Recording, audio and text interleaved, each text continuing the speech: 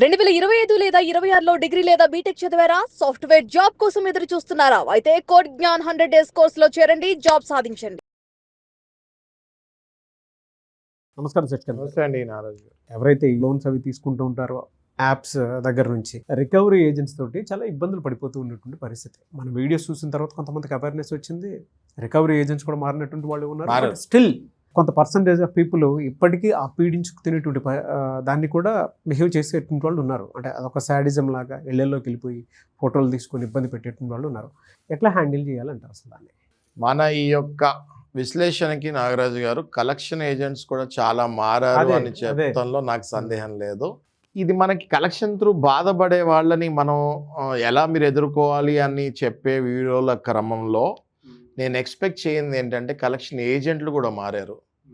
నన్ను ఎంతోమంది కలెక్షన్ ఏజెంట్లు తిట్టుకుంటారు అని అనుకున్నా, కానీ ఎంతోమంది కలెక్షన్ ఏజెంట్లు నన్ను మెచ్చుకుంటున్నారు కూడా. సార్, మా రూల్స్ మాకు చెప్పారు మీరు, మాకు మా కంపెనీలలో ఈవెన్ ఈ ట్రైనింగు మీ వీడియోల ద్వారా మాకు ట్రైనింగ్ వస్తుంది, మీ వీడియోల్ని మా కలెక్షన్ గ్రూపులలో వైరల్ చేసాం సార్, మీరు నాగరాజు గారు మాట్లాడుకునేవి ఇలా వెళ్ళాలి, లేకపోతే రేపొద్దున మన మీద ఇలా ఇబ్బంది అవుతుంది అవును అని తెలుసుకొని చాలామంది ఈ వీడియోలు చూసిన కలెక్షన్ ఏజెంట్స్ మారి వాళ్ళు ప్రోటోకాల్ ప్రకారం కలెక్షన్ని ఫాలోఅప్ చేసుకుంటున్నారు. దానికి చాలా ఆనందం. అయితే మారని వాళ్ళకి మళ్ళీ మనం చెప్తూ ఉండాలిగా, ఇదేంటి ఇది అన్లిమిటెడ్, ఒకడు బాగుపడుతూ ఉంటాడు, ఒకడు మళ్ళీ వస్తుంటాడు. అవునాగా? అవును. సో మరి మనం మన బాధ్యత చెప్పాలి, చెప్దాం. షూర్. కలెక్షన్ వాళ్ళు అసలు ఏ రకంగా రావాలి? ఇప్పుడు కొత్త రకంగా కలెక్షన్ వాళ్ళు ఈ హెరాస్మెంట్ చేస్తున్నారు నాగరాజు గారు. పాతవి ఓకే, ఇంటి ముందుకు వచ్చి గొడవ చేస్తాం, ఫోన్లో అమ్మ బూతులు తిడతాం, ఇవన్నీ అయిపోయినాయి నాగరాజు. కలెక్షన్ ఏజెంట్స్లో 2.0 బ్లాక్మెయిల్ అండ్ ఎక్స్టార్షన్. అంటే నువ్వు కట్టవా డబ్బులు, నీ ఫోన్లో ఉన్న వాళ్ళకి ప్రతి ఒక్కరికి ఫోన్ చేసి నీ గురించి చెప్తా, నువ్వు దొంగని, నువ్వు వేస్ట్ ఫెలో అని. అంటే ఎవరు ఉంటారు సార్ నాగరాజు గారు? ఫోన్లో ఎవరు ఉంటారు? మన అత్తగారు, మన మామగారు, మన అన్న, మన చెల్లి, లేదా మన చుట్టాలు, మన ఫ్రెండ్స్, మన బంధువులు, మన కొలీగ్స్, మన భార్య, లేకపోతే పెళ్ళిగత్తు గర్ల్ ఫ్రెండ్స్. అవునా? అవును. వీళ్ళందరికీ వాళ్ళంట కలెక్షన్ వాళ్ళంట ఫోన్ చేసి చెప్తారంట, పలానా వ్యక్తికి ఇగో నీకు తెలిసిన రమేష్కి ఇంత అప్పు ఉంది, రమేష్ తీర్చలేకపోతున్నాడు, నీ నెంబర్ ఇచ్చాడు, నువ్వు కడతా అన్నావు అంట కదా.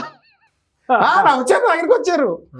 ఉంటాయి సార్. నేను పేరు చెప్పలేను, కానీ నాకు బాగా వాళ్ళు తెలిసిన వ్యక్తులే. నాకు వాళ్ళు వచ్చారు.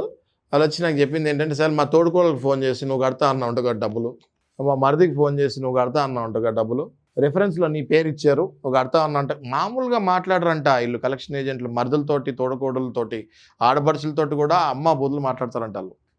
ఏరా నీకు కట్టే స్తోమత లేనప్పుడు నువ్వు ఎందుకు ఇచ్చావు వాళ్ళ రిఫరెన్సు అని అడుగుతారంట. రా అనే చాలా తక్కువ పదం.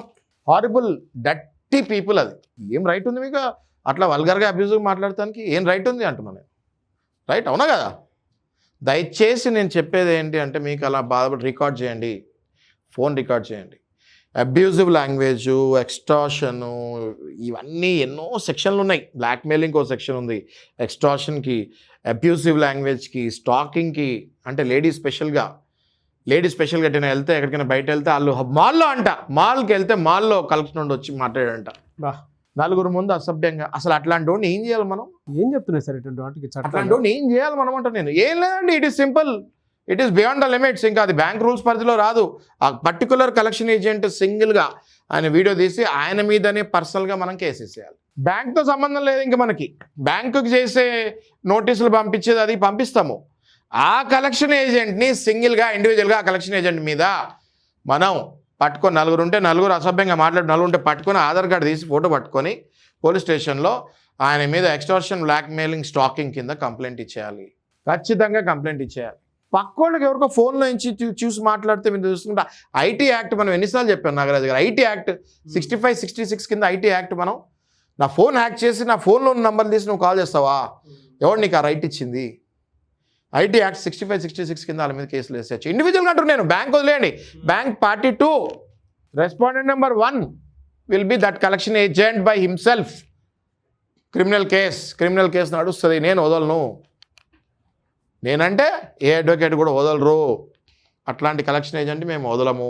మీకు జీతాలు ఇచ్చేది వాళ్ళు పద్ధతిగా వెళ్ళి తీసుకోమని, గుండాగిరి చేసి కాదు. గుండాగిరి రోజులు పోయినాయి. 2026లో ఉన్నాము. No more goondas and rowdies in city now. అన్ని చట్ట ప్రకారంగా నడుస్తుంది. ఇట్లా మర్యాద తప్పు చేస్తే 100% మీ మీద మేము కేసు వేస్తాము, క్రిమినల్ కేసు వేస్తాము. ఫ్యూచర్లో జాబులు రావు, ఉద్యోగాలు రావు, ఊసలెక్క పెట్టాల్సి వస్తుంది కలెక్షన్ ఏజెన్సీ. చాలా మంచి భరోసా ఇచ్చారు. థ్యాంక్ యూ అండి. Thank you so much Shashikanth. Thank you.